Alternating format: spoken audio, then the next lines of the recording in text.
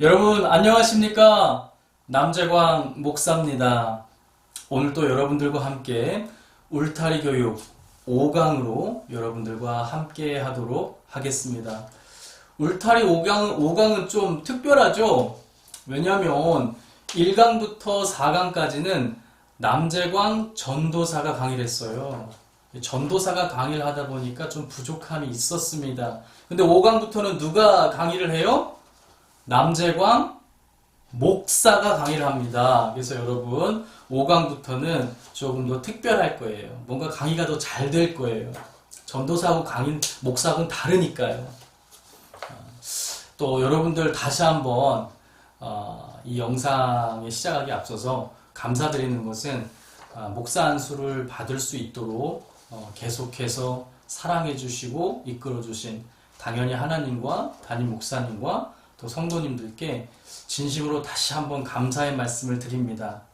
여러분들의 사랑에 조금이나마 보답할 수 있도록 열심히 강의 준비하고 설교 준비해서 여러분들의 신앙에 조금이라도 도움이 되는 그러한 목사가 되도록 하겠습니다. 감사합니다. 다시 한번 감사 인사드립니다. 인사 한번 다시 할게요. 감사합니다. 자, 이제는 울타리 교육 5강인데 5강의 주제는 뭐냐면 배교와 박해예요. 그래서 5강에 대해서 자세하게 공부하기 앞서서 항상 모든 강의를 시작하기 전에는 앞에 전체 줄거리가 어땠는지 한 번씩 짚어드리고 갈 겁니다. 여러분 공부를 할 때 있어서 자세히 공부하는 것도 중요하지만 전체 숲을 보는 교육을 여러분들이 잘 하셔야 됩니다. 이거는 세상 공부도 똑같아요. 영어가 됐든 수학이 됐든 뭐 과학이 됐든 역사가 됐든 항상 어떤 부분을 가르칠 때 앞에 차례, 목차를 이해하고 시작해야지 아이들이 배우면서 내가 어디쯤 배우고 있다는 것을 알게 되는 것이죠. 그래서 매 강의 때마다 여러분들이 배우는 주제가 종말의 시점에서 어디쯤에 대해서 배우는지 항상 짚어드리면서 갈 겁니다. 그래서 여러분들이 꼭 암기를 하셔야 되고, 자, 지난주에 제가 암기 쉽게 하려면 그림을 하나 애워야 된다고 했습니다. 무슨 그림 애우라고 했어요? 자, 한번 이쯤 되면 대답해 보세요. 무슨 그림? 무슨 그림을 애워라? 생선 그림을 여러분들이 애워야 종말의 시나리오 전체를 이해하는 데 도움이 됩니다. 저랑 같이 다시 한번 짚으면서 넘어가 볼게요. 자, 우리가 배우고 있는 종말의 시나리오는 무엇에 근거한 종말론이었습니까? 바로 역사적 전천년설에 근거한 종말의 시나리오였어요. 자, 우리가 공부하는 거는 뭐다? 예. 역사적 천년. 예. 우리가 지금 공부하고 있는 종말 시나리오는 역사적 전천년설에 근거한 종말의 시나리오를 공부하고 있다. 그래서 전체 숲을 한번 볼 건데 전체 숲을 이해하려면 그림을 하나 외워야 되는데 그 그림이 뭐다? 생선 그림을 여러분들이 외우셔야 됩니다. 저랑 같이 생선 그림 한번 그려볼게요. 자, 생선 입을 이렇게 주둥이를 그리시고요. 자, 이렇게 생선 척추를 그리시고 그 다음에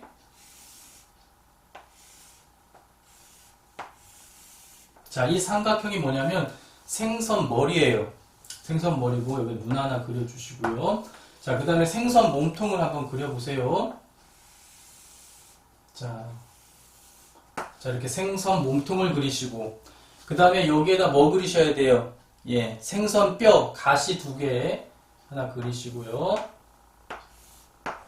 자, 그 다음에 뭐 그려요? 여기다 일단 삼각형, 생선 꼬리를 그리셔야 됩니다. 자, 이렇게 그리실 수 있으면 이제 종말이 시간순으로 어떻게 성도들에게 다가올지를 여러분들이 숲을 볼 수 있는 기본 밑작업이 끝난 겁니다. 자, 그럼 굵직굵직한 사건 하나씩만 기록해보고 본 강의로 들어가도록 할게요. 자, 이 생선 주둥이에 해당되는 건 뭐예요, 여러분? 이 생선 머리는 교회 시대를 상징하는데 교회 시대, 교회는 어떻게 시작됐죠? 예, 예수님께서 이 땅에 오셔서 복음을 선포하시면서 교회 시대가 열린 것이죠. 그래서 이 생선 주둥이, 생선 입에 해당되는 것은 예수님의 첫 오심, 즉 예수님의 초림 사건입니다. 자, 예수님의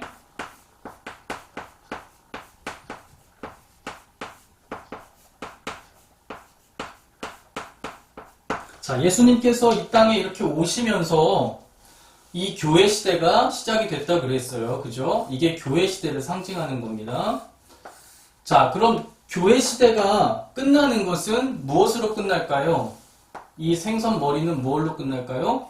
예, 초림, 예수님의 초림으로 시작됐으니까 예수님의 재림으로 교회 시대가 막을 내립니다. 예수님의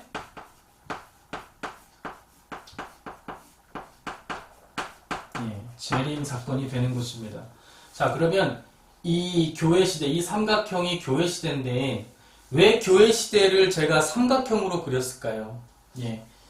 이 교회 시대가 시작되면서 예수님 재림할 때까지 어떠한 징조가 예수님이 재림하시는 시간에 가까워올수록 강해지기 때문에 그걸 표현해 주려고 처음에는 징조가 요것밖에 안 되는데 그 다음에 점점 커져서 나중에 예수님 재림 직전에는 징조가 굉장히 강성해집니다. 그래서 그거를 표현하려고 삼각형으로 그린 거예요. 자, 그러면 여러분 예수님께서 다시 오시기 전에 제가 3대 징조가 있다 그랬어요. 그죠? 3대 징조. 그 3대 징조가 뭘까요? 첫 번째가 뭐였습니까? 첫 번째가 4강의 주제였던, 자, 이제 대답 한번 해보세요. 자, 예, 할 수 있어요? 맞출 수 있습니다? 첫 번째 징조는 세계 복음화. 맞습니다. 세계 복음화죠. 예수님 재림 전 첫 번째 징조는 세계 복음화입니다.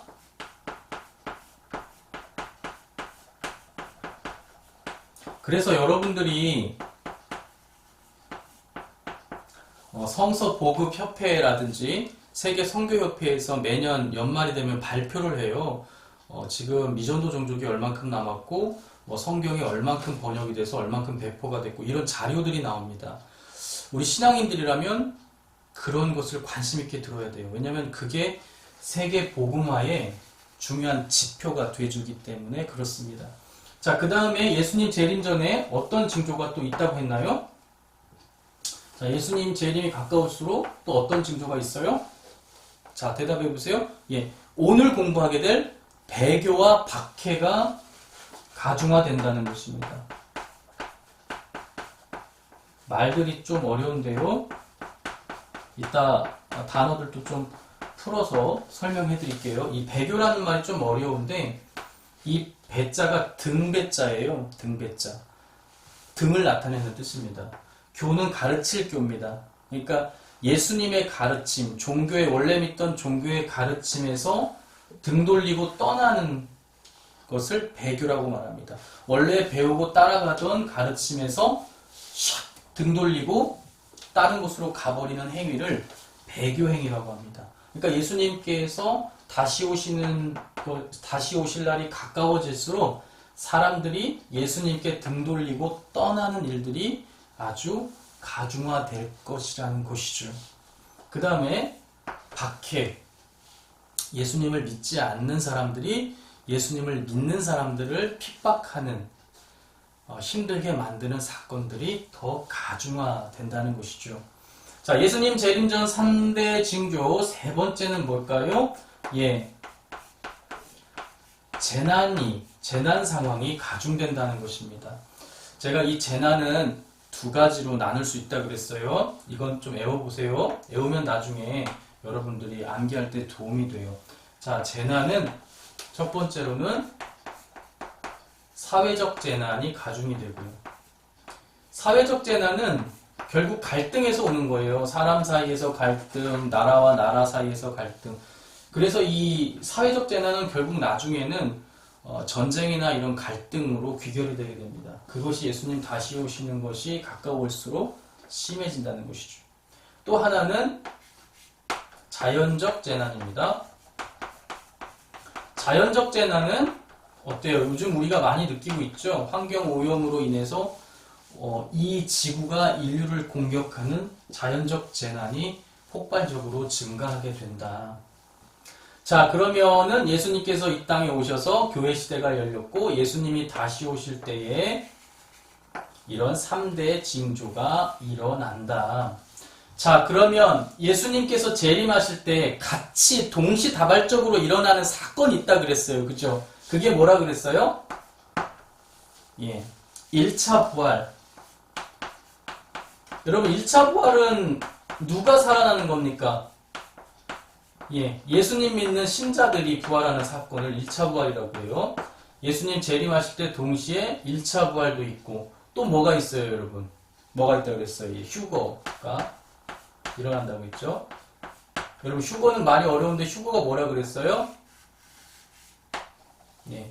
휴거는 몸이 들림을 받아서 예수님 재림하실 때 공중에서 영접하는 사건을 휴거라고 하는데, 이때 죽은 신자들과 살아있는 신자들이 같이 공중에서 재림하시는 주님을 영접하게 된다. 이것이 바로 예수님 재림 때 동시에 함께 일어나는 사건이라고 말씀드렸습니다. 자, 그 다음에 이 생선 몸통에 해당되는 건 뭐라 그랬어요? 이거는 천년왕국. 자, 벌써부터 헷갈리시면 안 돼요. 계속 반복해 드릴 거니까 애워질 겁니다. 자, 예수님께서 재림하시면 재림하신 예수님과 부활한 신자들과 살아있는 신자들이 함께 세상을 다스리는 천년왕국, 궁극적 천국의 모델과도 같은, 모형과도 같은 천년왕국이 이 땅에서 세워진다라고 말씀을 드렸고요.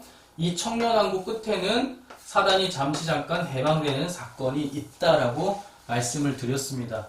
자, 이 가시 두 개가 있었어요. 이 가시 두 개가 뭐였어요? 예, 이 생선 가시 두 개는 하나는 뭐였어요? 예, 아마겟돈 전쟁.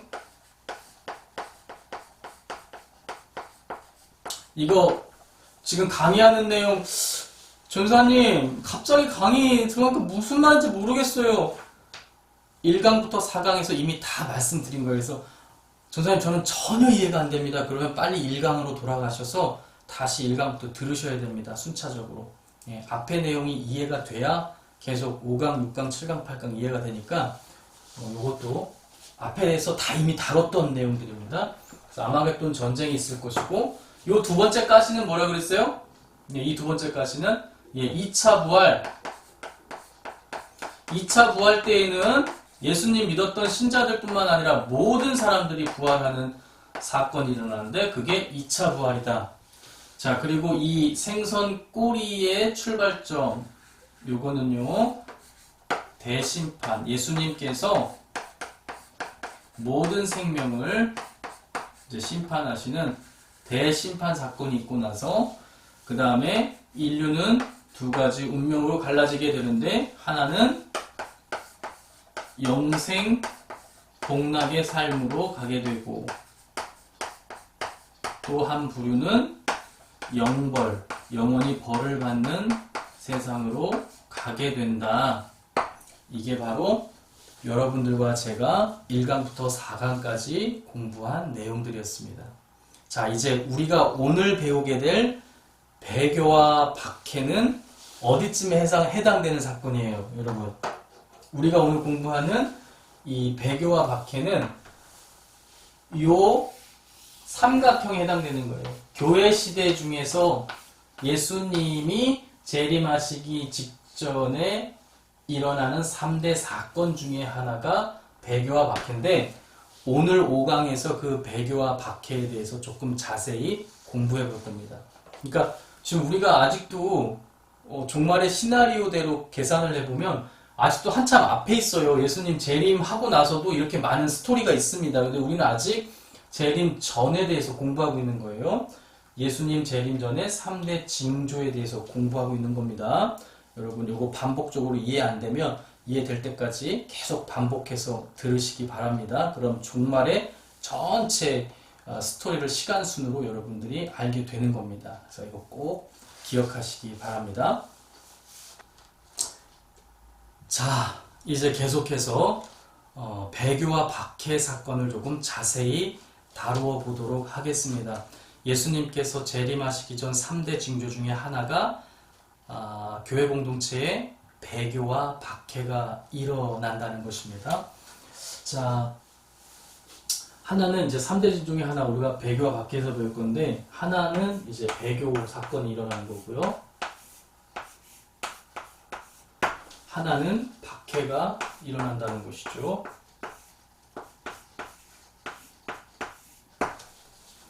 아까 배교는 설명을 드렸어요. 배교가 뭔지는. 이 배자가 여러분 뭐라 그랬어요? 이 배자가 등배자라 그랬어요. 제가 한자 세대는 아니지만 이 등배자가 아마 이렇게 쓸 겁니다. 이게 등배자고, 교는 가르칠 교예요. 이게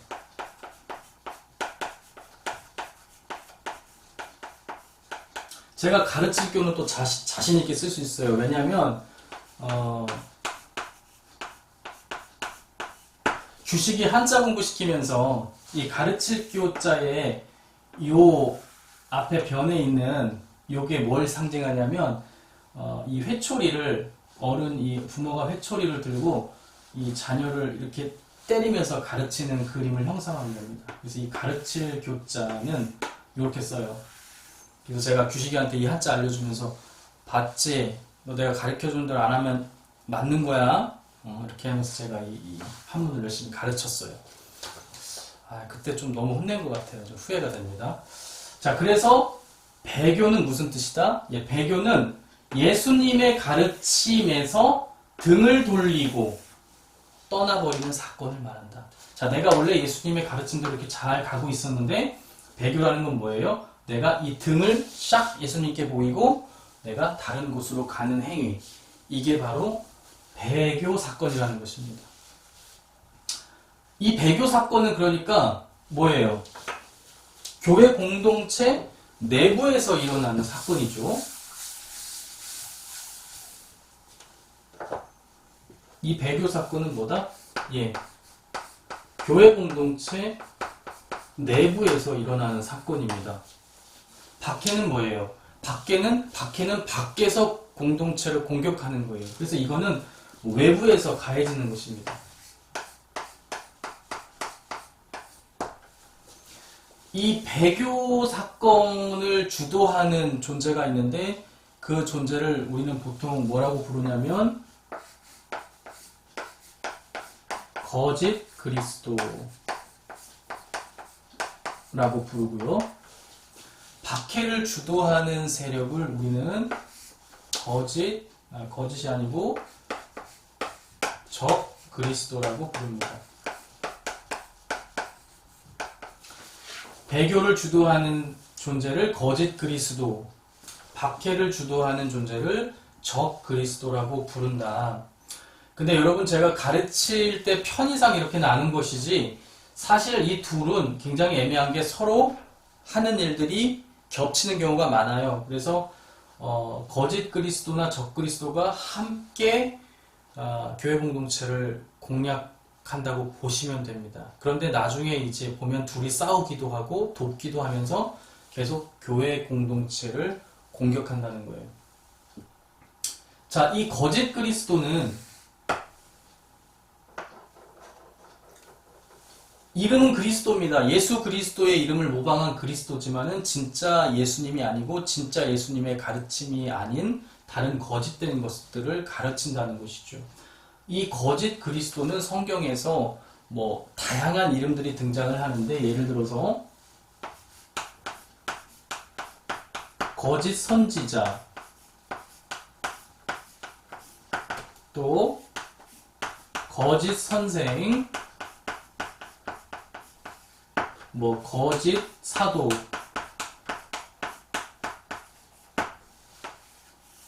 여러분, 이 모든 게 사실은 다 미묘하게 조금씩 차이는 있는데, 사실 여러분들 그냥 하나로 그냥 거짓 그리스도 안에 그냥 다 집어넣으셔서 그냥 하나만 외우세요. 나중에 헷갈립니다. 그래서 하여튼 거짓 그리스도, 거짓 선지자, 거짓 선생, 거짓 사도는 하는 일들이 다 비슷해요. 똑같아요. 그래서 여러분들이 다 이거는 하나의 뜻으로 보셔도 됩니다. 자, 공통점이 있을 거예요. 여러분들 보실 때 거짓 그리스도, 거짓 선지자, 거짓 선생, 거짓 사도, 요들의 공통점 혹시 보이세요? 뭐가 공통점이죠? 무슨 단어가 계속 반복되고 있죠, 여러분? 예, 거짓, 거짓, 거짓, 거짓. 그러니까 진실을 왜곡하고 성경 말씀을 왜곡하고 거짓된 것으로, 거짓된 사실, 거짓된 왜곡된 사실로 교회 공동체를 유혹하고 미혹해서 무너뜨리고 넘어뜨리고 교회 공동체에 있는 사람들이 떠나도록 만드는 일들을 이 거짓 그리스도가 한다는 것입니다. 여러분, 이 거짓이라는 단어를 여러분들이 들으니까 생각나는 존재가 있을 거예요. 여러분, 누가 생각납니까? 예, 이 거짓도 원조가 있습니다. 여러분, 거짓의 원조가 누군지 아세요? 예, 거짓의 원조는 마귀 사탄이죠. 이 마귀와 사탄의 또 다른 이름이 거짓의 아비입니다. 거짓의 아버지란 뜻이에요. 그렇기 때문에 이 거짓 그리스도나 거짓 선지자, 거짓 선생, 거짓 사도들의 힘의 원료는 사실은 마귀와 사탄으로부터 오는 것입니다.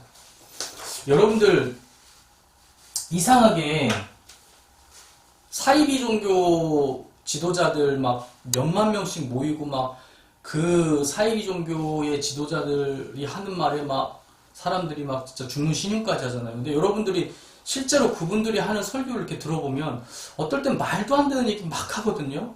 근데 사람들이 완전히 미쳐 있어요. 뭐 물론 어떤 특별한 카리스마나 뭐 지식이 있을 수 있지만 왜 이렇게 사람들이 정말 비정상적으로 그렇게 많은 사람들이 모여들까?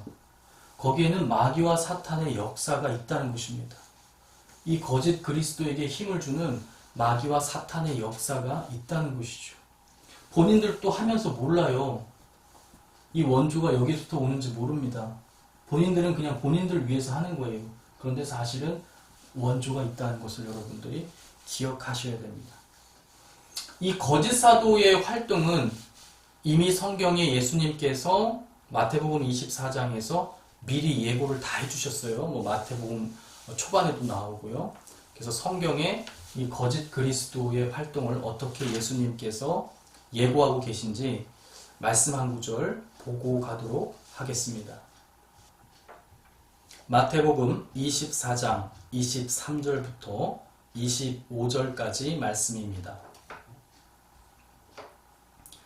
그때에 사람이 너희에게 말하되 보라, 그리스도가 여기 있다 혹은 저기 있다 하여도 믿지 말라.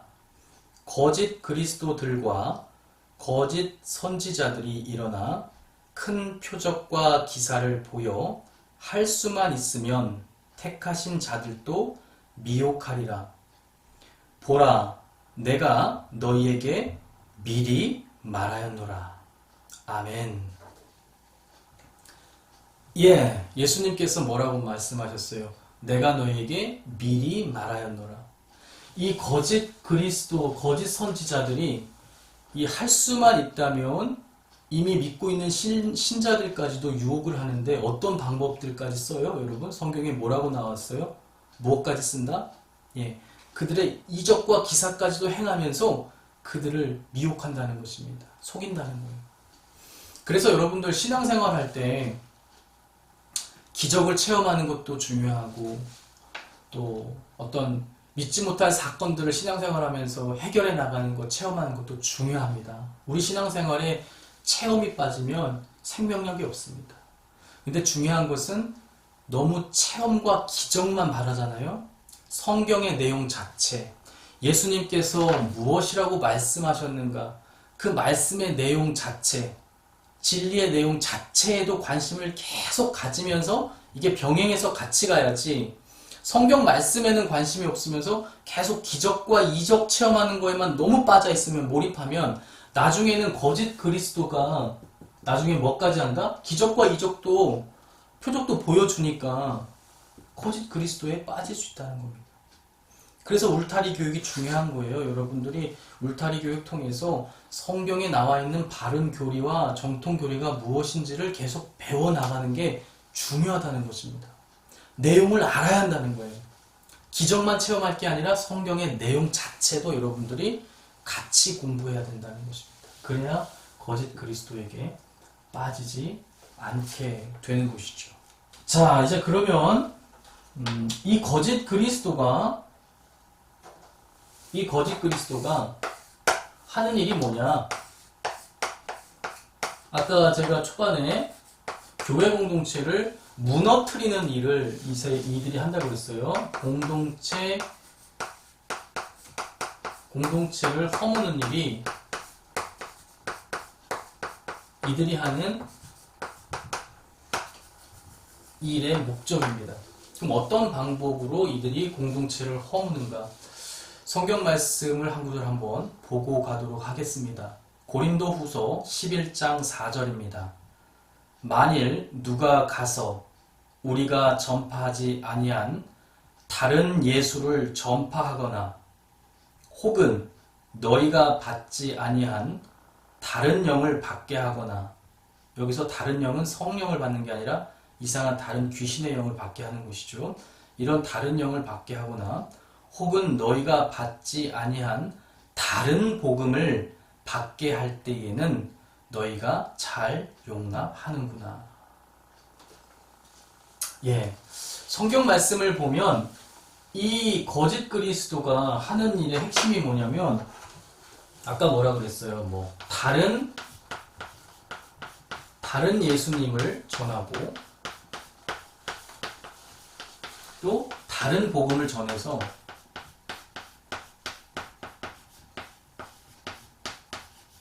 자, 예수님에 대해서 가르쳐 주긴 해요. 복음에 대해서 설명해 주긴 합니다.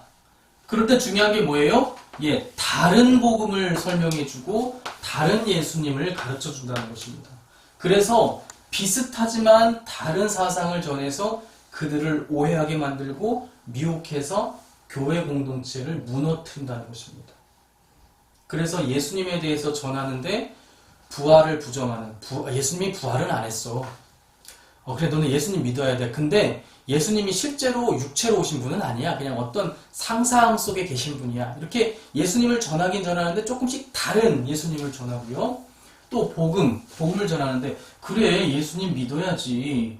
그런데 말이야, 이런 것도 같이 믿어도 돼. 이러면서 다른 복음을 전한다는 것이죠. 우리가, 이거는 이제 조금 중요한 얘기인데요. 우리가 이런 잘못된 이 복음에 대해서 우리가 스스로를 지키려면 중요하게 공부해야 되는 게 있는데, 첫 번째는 뭐냐면 삼위일체 교리를 여러분들이 공부해야 돼요.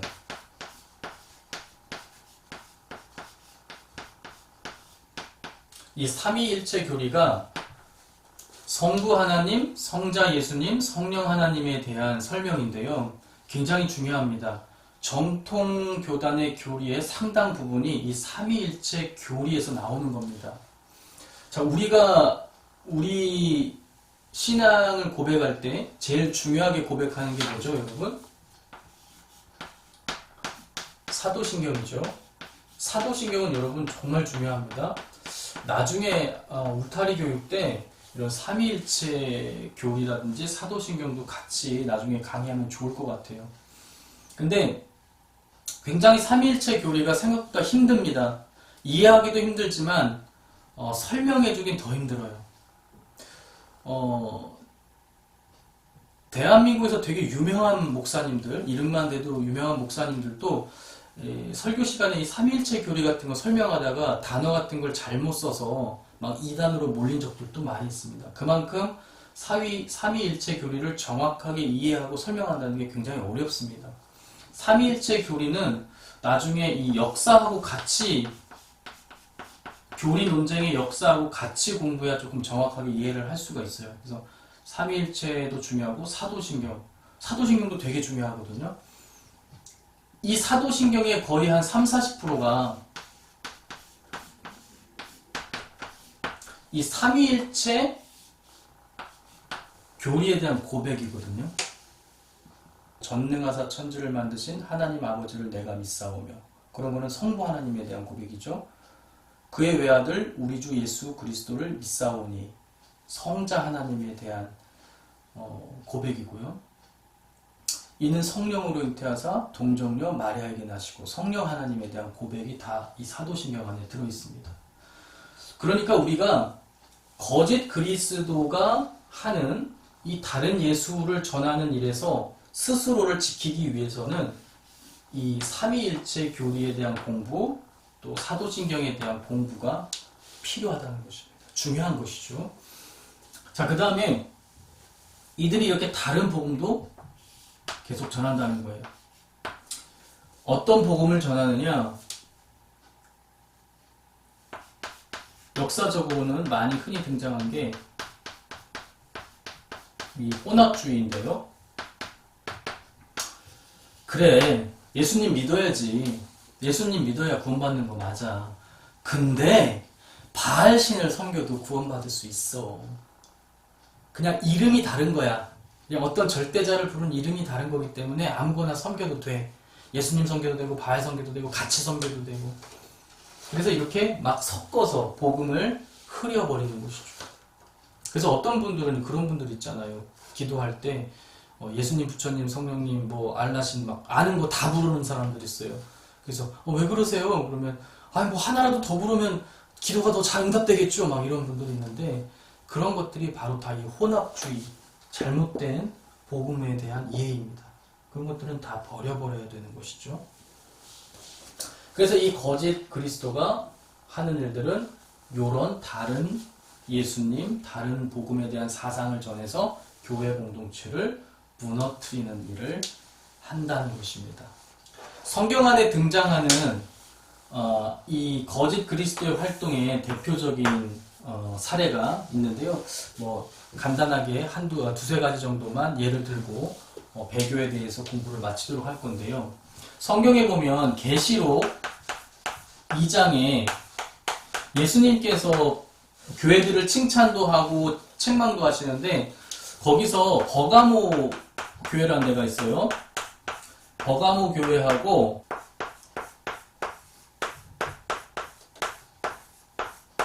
두아디라 교회라가 있는데, 발음이 어렵죠? 버가모 교회, 두아디라 교회가 있는데, 이 교회들에서 이런 거짓 그리스도들이 많이 활동을 했습니다.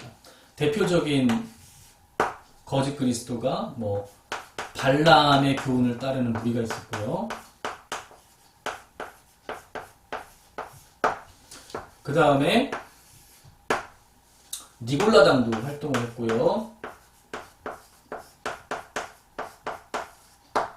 그리고 이세벨이라고 하는 여자 선지자, 가짜 선지자도 활동을 했습니다. 그래서 이제 발람의 이제 이 무리들의 최고의 문제점은 뭐였냐면, 예수님과 우상을 같이 겸하여 섬기게 하고, 우상에 바쳐진 고기들 막 먹게 하고, 또 우상에게 제사 드릴 때 이방 그런 이교도들은 그 음란행위, 거기에서 고용된 창녀들, 성전에서 고용된 창녀들과 그 이방 우상에게 예배 드릴 때 거기서 막 음란한 행위들을 했어요. 그런 거에 신자들을 막 동참시키고, 그런 거 해도 돼, 괜찮아, 막 이렇게 가르치고. 니골라당은 극단적인 구원론, 잘못된 구원론을 가르쳤어요. 그래서 야, 예수님이 얼마나 사랑이 많으시니 한 번 구원하기로 작정해서 너에게 구원의 은혜를 베푸신 사람들은 평생 어떻게 살아도 상관없어. 야, 그 크신 하나님의 사랑에서 어떻게 끊어낼 수 있는데, 그냥 한번 하나님께 구원을 약속받았으면 그냥 네 마음대로 살아도 돼. 그래도 구원받을 수 있어. 하면서 방종의 삶을 막 이렇게 허용했습니다. 그러다 보니까 교회의 꼴이 말이 아니었죠. 막 심각한 음란 행위들이, 이제 부정 행위들이죠. 뭐 이제 유부녀와 유부남들도 막 서로 간통을 막 하고, 그런 사례들이 굉장히 많이 있었다고 합니다. 또 이세벨 거짓 여자 선지자인데요. 이세벨도 마찬가지입니다. 우상 숭배하고 음란한 행위 하도록 하고 만들고 복음을 왜곡해서 가르치고. 제가 이렇게 이단들을 조금 공부하면서 공통점이 좀 있는데 이 니골라당은 니골라가 남자거든요. 좀 남자 거짓 그리스도들은 특징이 뭐냐면 약간 좀 이상한 이론을 만들어서 사람들을 미혹하는 경우가 많고, 여자 교주들은 특징이 뭐냐면 조금 자기가 이제 특별한 어떤 능력이 있다 그래가지고 직통 계시, 나를 통해서 하나님께서 특별한 어떤 메시지를 준다 해가지고 신비주의 쪽으로 많이 사람들을 유도해서 사람들을 미혹시키는 경향이 있습니다. 이것도 남자 거짓 그리스도, 여자 거짓 그리스도들이 대개 보면 그렇더라고요. 성향적으로. 그래서 여러분들이 참고하시고, 다 그런 것들, 스스로 자기가 그리스도라고 칭한다거나 자기가 뭔가 더 대단하고 특별하다고 떠벌린다거나 그런 것들은 다 주의하셔야 됩니다. 그 정체가 거짓 그리스도이기 때문에 그렇습니다. 자, 이제 계속해서 박해에 대해서 한번 공부해 보도록 하겠습니다. 예, 자, 이제 계속해서 배교에 대해서 공부를 했고, 이제 박해에 대해서 공부를 해보도록 하겠습니다. 아까 배교를 주도하는 존재로 거짓 그리스도에 대해서 설명을 드렸죠. 자, 그러면 이 박해를 주도하는 세력도 있는데요. 박해를 주도하는 세력을 아까 뭐라 그랬어요? 예, 적 그리스도라고 말했습니다. 근데 이 적그리스도에 대해서 공부하면서 여러분들이 한 가지 좀 주의하셔야 될 게 있는데, 여러분들이 이제 영화 같은 것도 많이 보시고 또 음모론, 유튜브로 특별히 이제 음모론 같은 거를 이제 흥미롭게 많이 보셔가지고 여러분들 상상 속에서 적그리스도는 뭔가 특정 인물이나 대상 혹은 어떤 특정 시스템 이제 이런 걸로 많이 여러분들이 생각을 해요. 그런데 이 적그리스도는 사실은 특정한 어떤 대상이나 어떤 하나로 보기 어렵습니다. 그러니까 성경은 적그리스도에 대해서 단수로 표현하지 않고 복수로 표현합니다. 그러니까 적그리스도들 이렇게 표현하거든요. 적그리스도들. 그러니까 적그리스도는 어떤 특정 인물이나 특정 시스템 하나를 이렇게 지칭하는 게 아니고 예수 그리스도를 믿는 것에 대해서 떠나게 하기 위한 모든 행위와 모든 박해와 모든 잘못된 사상을 퍼뜨리는 모든 주도적인 세력들에 대한 총체적인 표현입니다. 그래서 복수로 표현하고 있다는 거죠. 자, 그러면 이게 이제 적그리스도가 그런 뜻이잖아요. 이 적이라는 게 뭐예요? 이 적이 영어로는 안티예요. 반대의 그런 뜻이에요. 이 그리스도는, 그러니까 이 안티는 하여튼 그리스도께 가는 거를, 그리스도 자체를 반대하는 모든 행위나 사상이나 모든 가르침이나 사람이나 시스템이나 모든 세력들에 대한 총체적인 표현이 적그리스도라는 겁니다. 그래서 여러분들이 666 뭐 이런 거, 옛날에 오맨 이런 영화 보면 여러분들 어떤 특정한 그 어떤 사람이 딱 세상에 태어나서 세상을 막 확 휘어잡아가지고 교회를 막 무너뜨리고 막 이렇게 어떤 환상에 빠져 있는데, 그런 건 상당히 음모론적인 것이고, 적그리스도는 과거부터 계속 있어 왔고 지금도 있고 앞으로도 있을 어떠한 다양한 그리스도에 대하여 저항하는 모든 세력과 모든 인물과 모든 사상과 모든 잘못된 모든 것들에 대한 표현이라는 것입니다. 그걸 여러분들이 이해하셔야 되고, 그럼 요거를 증명해 줄 수 있는 말씀 구절 하나 보고 갈게요. 요한일서 2장 18절입니다. 아이들아, 지금은 마지막 때라. 적 그리스도가 오리라는 말을 너희가 들은 것과 같이 지금도 많은 적 그리스도가 일어났으니 그러므로 우리가 마지막 때인 줄 아노라. 자, 말씀에 뭐라고 되어 있어요? 지금도 많은 적그리스도가 이미 일어났다고 가르치고 있습니다. 그러니까 적그리스도가 어떤 특정한 개인이나 대상이나 시스템이 아니라 예수 그리스도를 믿지 못하게 하는 모든 것들에 대한 복수적 표현이라는 것이죠. 자, 보셨죠? 적그리스도는 단수의 개념이 아니라 복수의 개념이고 과거에도 있었고 지금도 있고 미래에도 있을 존재라는 것입니다. 그러니까 여러분들 어떤 특정 인물, 특정 어떤 단체, 특정 시스템, 특정 세력으로만 이렇게 이해하셔서 너무 이렇게 음모론 같은 거로만 해석하시면 나중에 오류에 빠질 수 있다는 것입니다. 자, 이렇게 적그리스도가 주도하여서 신자들을 박해하게 되는데요. 우리 신자들이 박해받는 것에 대해서 우리 주님은 미리 알려주셨을까요? 당연합니다. 우리 주님께서 미리 예고해주지 않고 겪게 하신 일들은 거의 없습니다. 우리 주님은 다 이미 신자들에게 말씀해 주셨죠. 말씀 한 구절 보고 가도록 하겠습니다. 마태복음 24장 9절입니다. 그때에 사람들이 너희를 환난에 넘겨주겠으며 너희를 죽이리니 너희가 내 이름 때문에 모든 민족에게 미움을 받으리라. 예, 말씀을 통해서 예수님께서 이미 다 알려주셨는데 너희들이 내 이름 때문에 모든 민족에게 미움받을 거야. 또 너희들이 환난을 겪게 될 거야. 심지어 너희 중에 죽는 사람도 있을 거야 라고 미리 성경을 통해서 알려주셨다는 것입니다. 자, 우리 주님께서는 이렇게 말씀을 통해서 박해에 대해서 우리에게 미리 경고해 주셨다는 것이죠. 박해에는 다양한 종류들이 있습니다. 사도행전에 우리 사도 바울이 겪었던 이 박해의 종류들을 조금 나열해 보면 어떤 것들이 있죠?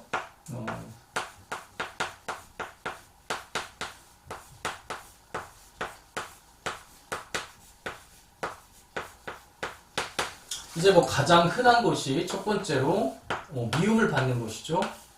특별히 유대교도들한테 유대교가 와해될까봐 많은 미움을 받았고요.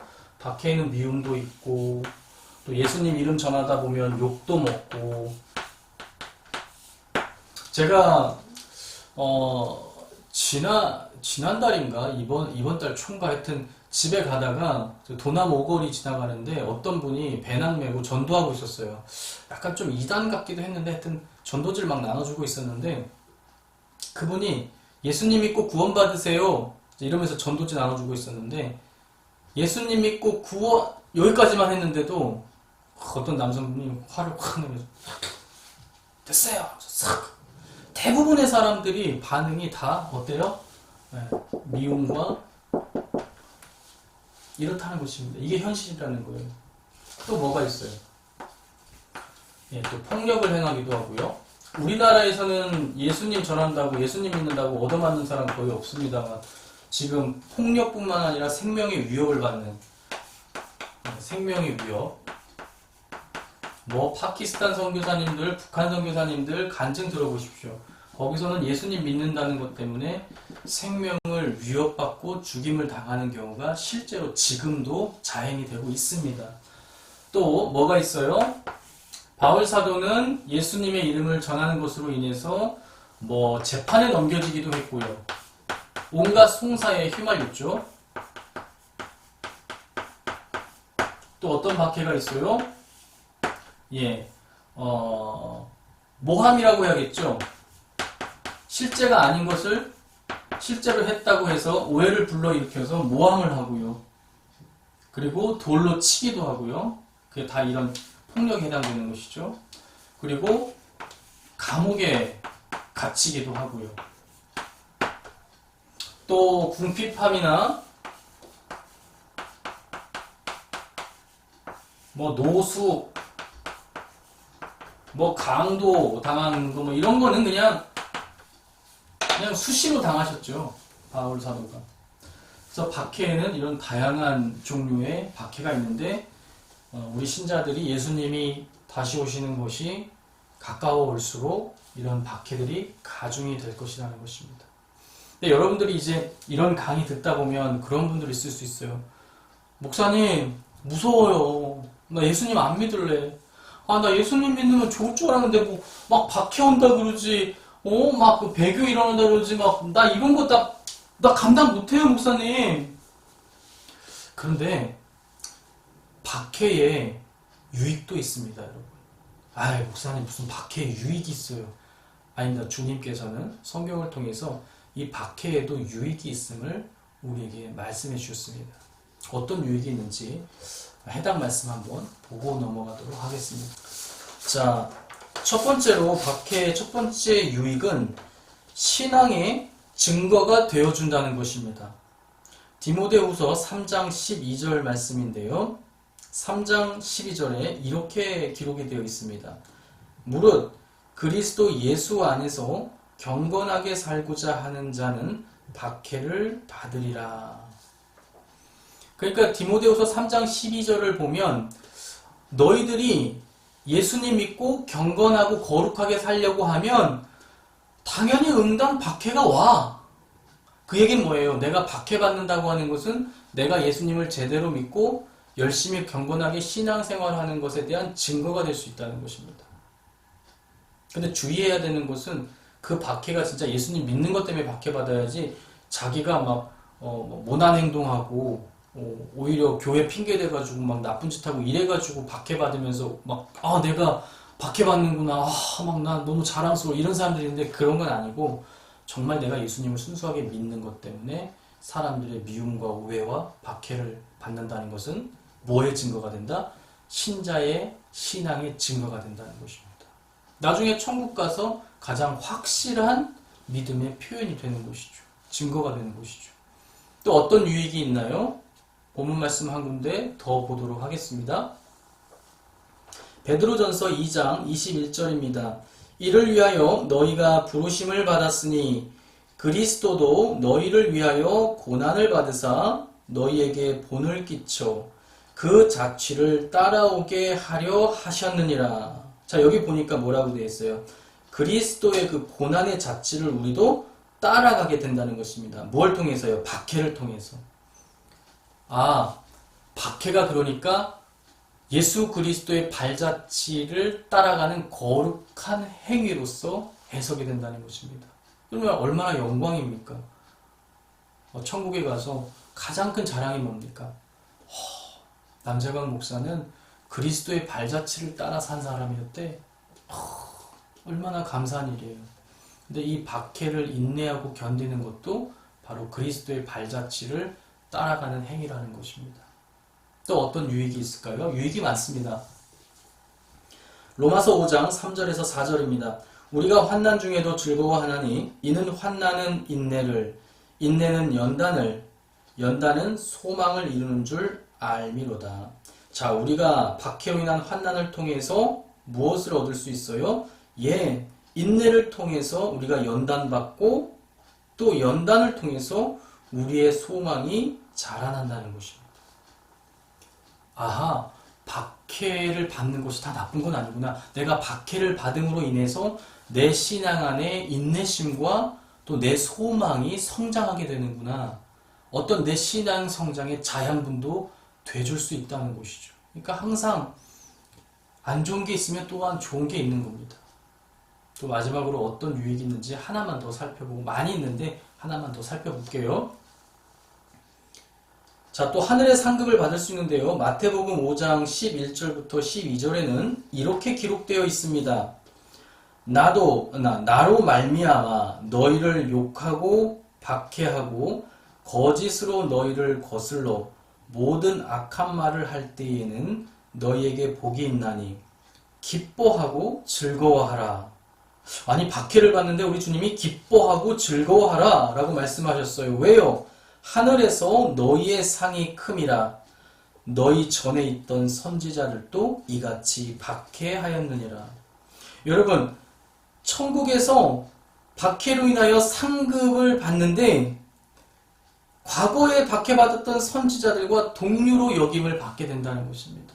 얼마나 감사한 일입니까? 우리 부족한 우리들이 박해를 통해서 성장하게 되고 과거로부터 있었던 거룩한 선지자들과 같은 부류의 사람으로서 인정받게 된다는 것이죠.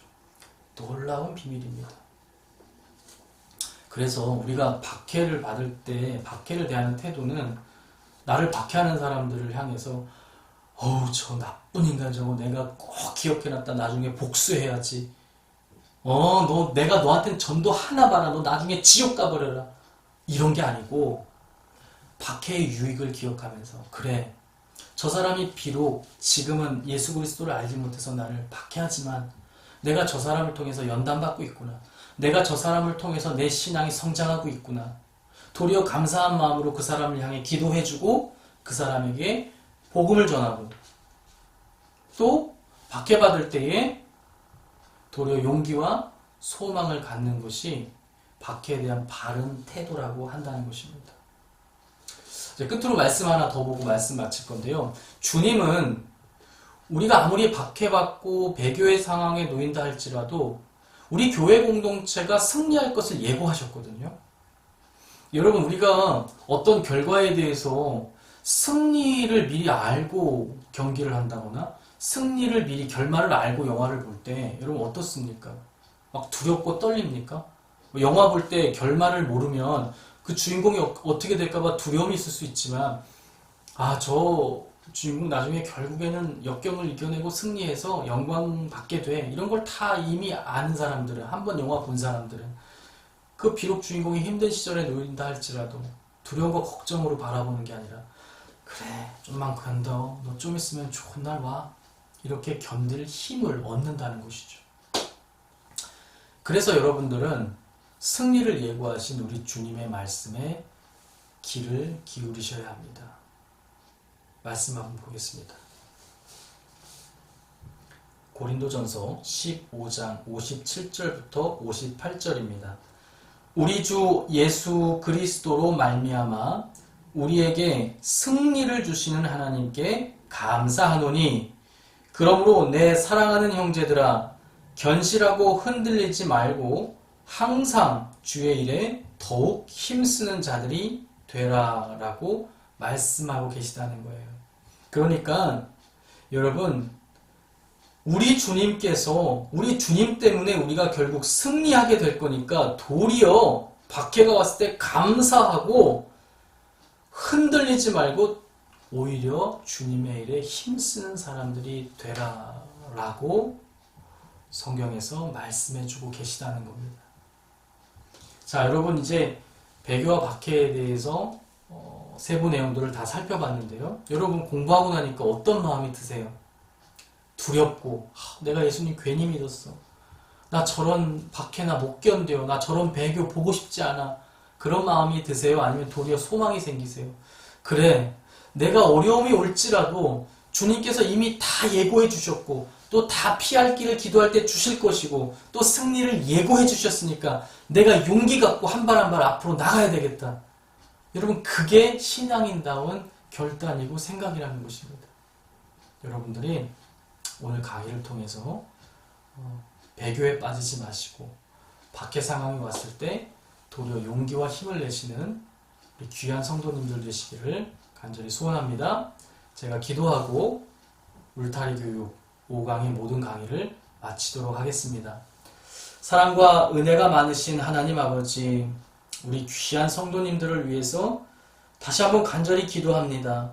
주님 바라보며 주님의 사랑을 의지해서 배교와 박해의 상황 가운데 속에서도 앞을 향해 나아가며 교회에 충성하기로 다짐하는 이 귀한 성도님들을 주님 보고 계십니다.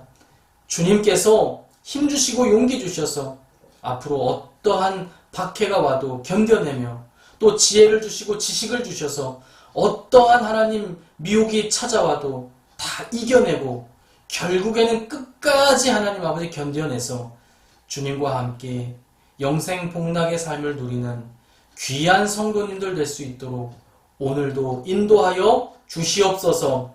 주님께서 함께 하실 것 믿사오며 예수님의 이름으로 간절히 기도드렸습니다.